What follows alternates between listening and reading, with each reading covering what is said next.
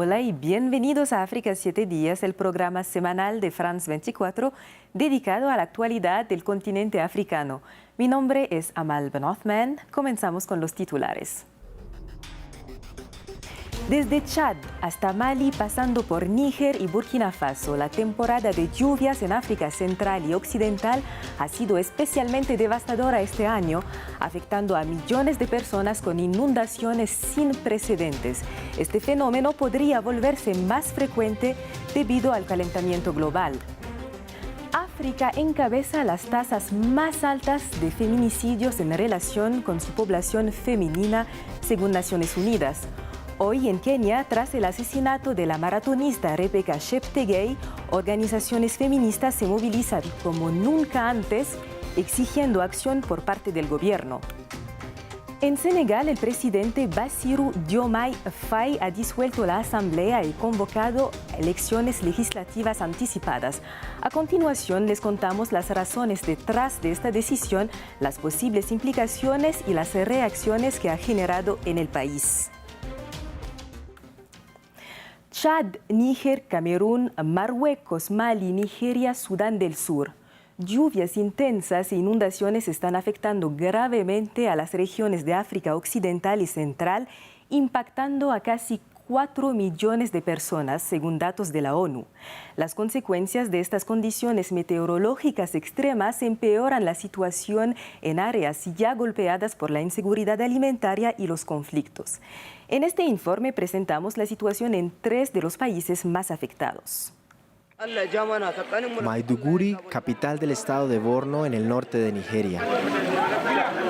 El 10 de septiembre, una presa en el río Ngada, a 20 kilómetros del sur de la ciudad, colapsó, desatando una ola de destrucción que empeoró las ya severas inundaciones que han azotado África Occidental y Central en las últimas semanas. La estructura no soportó la fuerza del agua, que aumentó por lluvias intensas. Gran parte de la ciudad, hogar de 1 millón de personas, quedó bajo el agua, con miles de viviendas destruidas. Es diferente, esto es mucho más de lo que hemos visto antes. Nunca habíamos visto ese tipo de inundación. Es la primera vez que veo algo así. Hasta el 6 de septiembre, la ONU había registrado 200 muertos desde mediados de julio y más de 225.000 desplazados a causa de las inundaciones en Nigeria, una cifra que ha seguido en aumento. En los últimos 3 días, más de 150.000 personas y más de 23.000 hogares han sido afectados. Pero en ese momento solo teníamos 2 áreas afectadas, mientras que hoy ya son más de 10. Así que estamos seguros de que la cifra superará las 200.000 personas. En Chad, el panorama es igual de alarmante. Según la ONU, inundaciones afectan a 1,5 millones de personas, sumando presión a una crisis humanitaria crítica. Desde julio, 340 personas han muerto, 60.000 cabezas de ganado se han perdido, 160.000 viviendas han sido destruidas y 25.000 hectáreas de cultivo han quedado bajo el agua, poniendo en riesgo la seguridad alimentaria. Chad lucha también por acoger a 600.000 refugiados provenientes de Darfur, en el este del país, mientras enfrenta una crisis de seguridad en la región del lago Chad. Níger, con 700.000 personas afectadas y 271 fallecidos, es el tercer país más golpeado por estas lluvias torrenciales, que han impactado a 4 millones de personas desde Guinea hasta Sudán del Sur y causando más de 1.000 muertos. El aumento de las temperaturas a nivel global provoca una humedad más grande en la atmósfera y probabilidad de lluvias anormalmente abundantes. Sin embargo, según los expertos, para entender las inundaciones actuales hay que tomar también en cuenta el estado de los suelos. La degradación de las tierras contribuye a acentuar los deslizamientos de tierra en numerosos lugares. Seguimos este mismo tema y hablamos de la situación de la ciudad de Derna, en Libia, un año después del desastre que la azotó. Recordemos que los días 10 y 11 de septiembre del año pasado, la tormenta Daniel golpeó la costa este de este país del norte de África, provocando inundaciones y la ruptura de 2 presas en la ciudad de Derna. La tragedia dejó al menos 4.000 muertos y más de 40.000 desplazados, según datos de la ONU.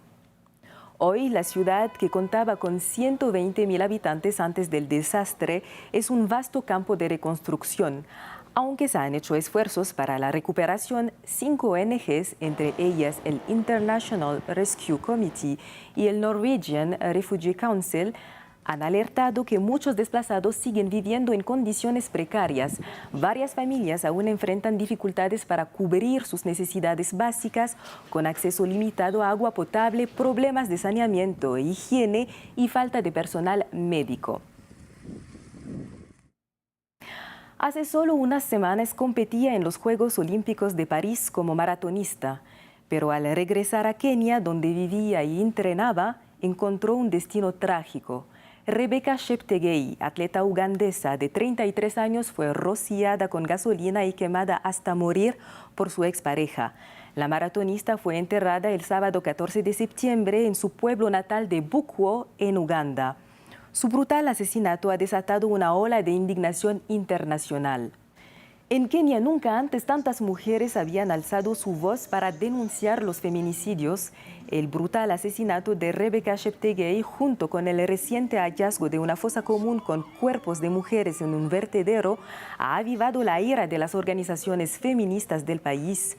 Según la OMS, la Organización Mundial de la Salud, 47 mujeres son asesinadas cada semana en Kenia, la mayoría a manos de sus parejas, exparejas o familiares, una de las tasas más altas del continente. África presenta el mayor número estimado de mujeres víctimas de feminicidio a manos de su pareja, expareja o de un miembro de su familia. Datos regionales revelan que en 2022, 20.000 mujeres fueron asesinadas por una pareja o familiar en África, seguida por Asia con 18.400 víctimas, las Américas con 7.900 víctimas, Europa con 2.300 y Oceanía con 200.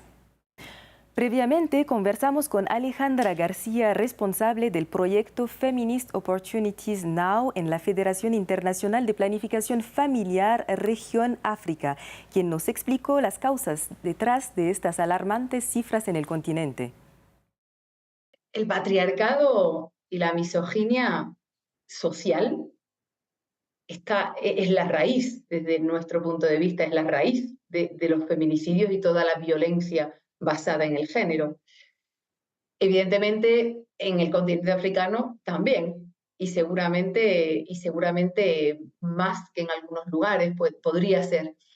Yo realmente lo que creo, en Kenia ha habido mucha sensibilización. Yo creo que cuando los movimientos feministas empiezan a tomar fuerza y empiezan a levantar la voz, como es el caso en el continente africano y sobre todo en Kenia, las fuerzas conservadoras, que están muy bien financiadas, pues contraatacan. Aquí lo que ocurre, igual que en otros lugares, es esa impunidad y un sistema judicial, un cuerpo judicial que no está formado a un enfoque de género, que no tiene las herramientas, y por eso los poderes públicos, pese a que, gracias, insisto, a los movimientos feministas han empezado a hacer progresos, queda muchísimo por hacer. Y para eso es súper importante la incidencia política que hacen las organizaciones de mujeres y las organizaciones feministas en todo el mundo. Son ellas las que están consiguiendo que el gobierno se plantee una serie de cambios a nivel legislativo. Bueno, va a llevar mucho tiempo, pero yo tengo confianza en que la sociedad civil y sobre todo los movimientos de mujeres aquí en Kenia consigan que el gobierno realmente se lo tome en serio y acabe con la impunidad, porque en el fondo ese es el problema. Si hay impunidad al final, ¿qué vas a conseguir? Senegal ha entrado en una nueva fase política. El presidente Bassirou Diomaye Faye disolvió la Asamblea Nacional y convocó a elecciones legislativas anticipadas, argumentando la necesidad de un cambio, ya que el Parlamento quedó controlado por los partidarios del expresidente Macky Sall tras las últimas elecciones presidenciales. He disuelto la Asamblea Nacional para solicitar al pueblo soberano los medios institucionales que me permitirán dar forma a la transformación sistémica que les prometí. Hoy más que nunca ha llegado el momento de abrir una nueva etapa en nuestro quinquenio.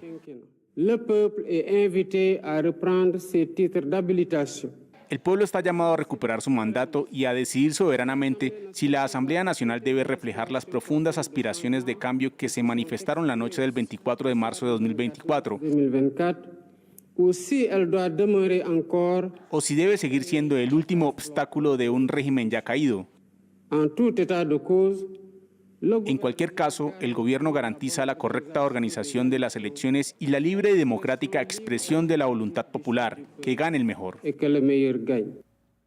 El presidente de Senegal fue elegido con el 54% de los votos.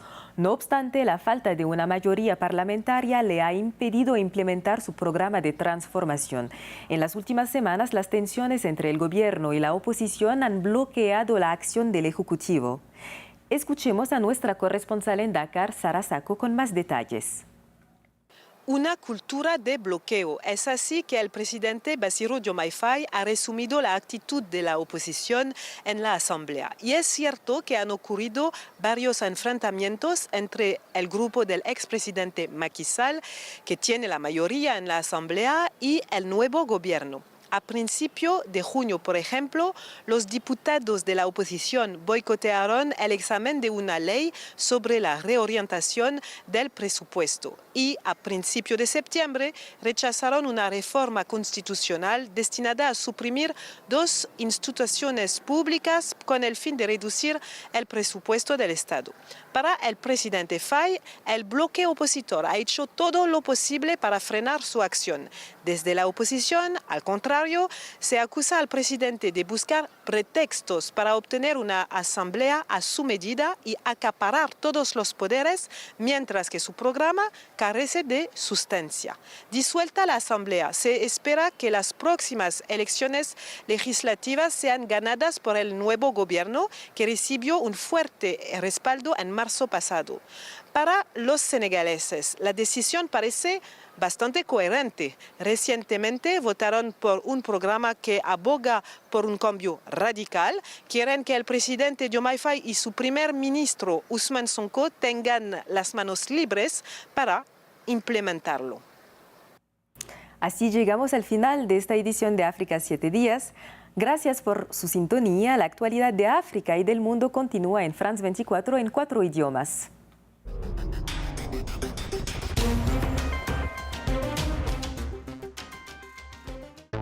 Nuestro bien más preciado es la confianza.